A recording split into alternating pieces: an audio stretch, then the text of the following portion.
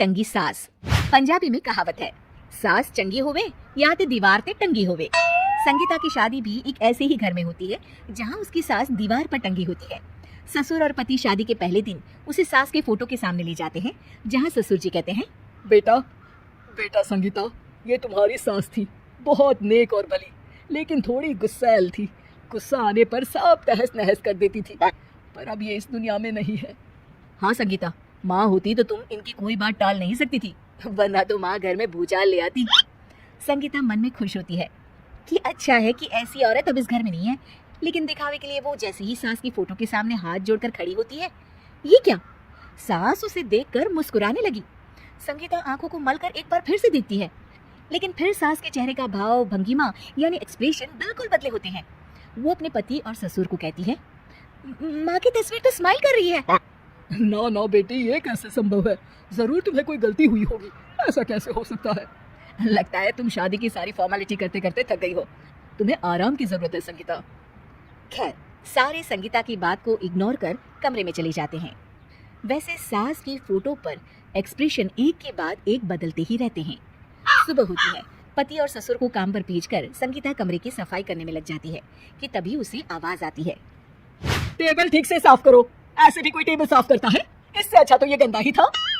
किसी औरत की आवाज सुन संगीता दंग रह जाती है और सोचने लगती है कि आवाज कहाँ से आई। आवाज को नजरअंदाज कर वो फिर से अपना काम करना शुरू करती है, लेकिन इस बार तो आवाज बिल्कुल उसके कान के पास से आती है। मेरा घर है ये, जब तक मैं थी चमका कर रखती थी, हर एक चीज शीशे की तरह थी। तुम्हें तो ना सफाई आती है ना कुछ पता है। क्यों तुम्हें मेरे घर की जिम्मेदारी दे दी गई है? पता नहीं तुमने मेरे बेटे को क्या दिखाई दिया। मैं होती तो एक से बढ़कर एक लड़कियों की लाइन लगा देती। अब संगीता को समझने में देर नहीं लगी कि ये आवाज किसी और की नहीं बल्कि उसकी सास की है, जो दीवार पर टंगी है। वो उसके पास जाती है और कहती है, नमस्ते सासू माँ, मुझे तो कल ही लग रहा था कि दीवार में कुछ काला है। वो दीवार नहीं, दाल होती है पगली। सही पकड़े हैं सासू माँ। तो क्या हो गया आपको जो आप यहाँ भी चैन से नहीं बैठी हैं? सुना मैंने आपका व्यवहार काफी गुस्से वाला था।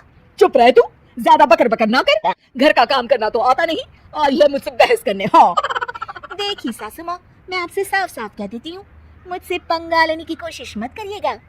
तभी पीछे से संगीता का पति आता है। अरे संगीता, किससे बात कर रही हो? कौन है वहाँ?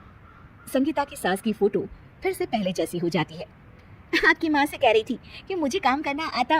अरे संगीता, माना सास के ताने हर बहू को अच्छे लगते हैं, लेकिन यहाँ तो माँ है ही नहीं, तुम तो फोटो सही।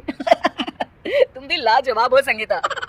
किसी को विश्वास नहीं होता कि संगीता अपनी मरी हुई सास की फोटो से बात करती है। वहीं आए दिन संगीता की सास संगीता को किसी न किसी बात पर आते जाते ताने देती। संगीता को भी अब सास के तानों और उनसे बात करने की आदत हो गई। वो कभी खानदान की कहानी तो कभी तीज त्योहार कैसे मनाएं या किसी व्यंजन की रेसिपी सास से ही पूछती। सारा दिन घर में अकेली संगीता की सास अब उसके लिए तानों के साथ पक्की साथी की तरह भी रहने लगी थी, जो किसी और को नहीं बल्कि संगीता को ही सुनाई देती।